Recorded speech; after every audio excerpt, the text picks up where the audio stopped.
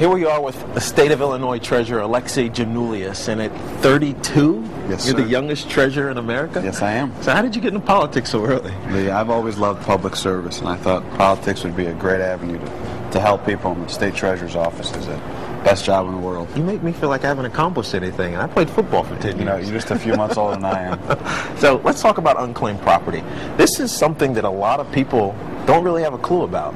Exactly what is it? Well, unclaimed property is like the nation's lost and found. When people pass away or they move and forget to file a change of address form, they lose track of property or other assets. That comes to the state treasurer's office or the unclaimed property organizations for different states. How much money is there?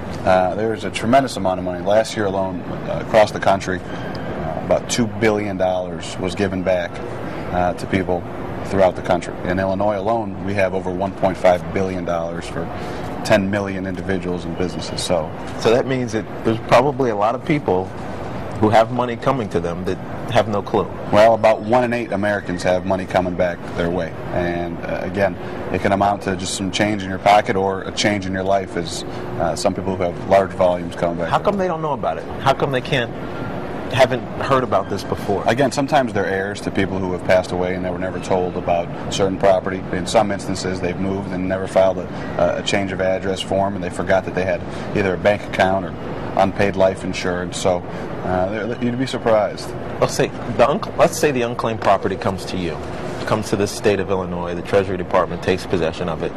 What steps do you take to find those individuals? Well, we take that responsibility very seriously. We publish twice a year in every single county, which is 102 counties in Illinois, in publications. And here are the names, and here's the information we get. But as you can see, there are thousands of names. They get printed each time.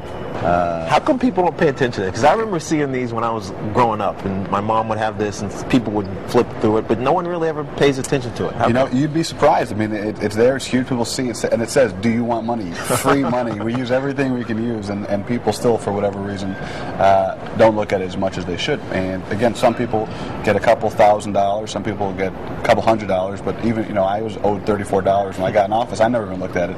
I overpaid a law school entrance exam. So, again, we're raising awareness and letting people know this property is theirs and they should come get it. You'd think it would be easier than it is. But so for those who are not aware of it, how do you go about finding them? What process do you go through to look for them, to track them down, to give them back their money? Well, it really depends on how much information we have. Sometimes we get, we already have the date of birth, social security number. In some instances, all we have is an old address. So we have a whole outreach department which tries to locate people through whatever legal means we can. And again, sometimes it's a lot more challenging than you'd think. How come you can't find a lot of people? Again, they've moved, and there's no semblance of where they are. There's no way to track them down. If you have a social security number and a date of birth, it's a little easier for us, for our outreach department, to do it. But again, we don't have 300 people doing it. We have a small outreach group who works extremely hard. We spent about $1 million last year to try and get this property back to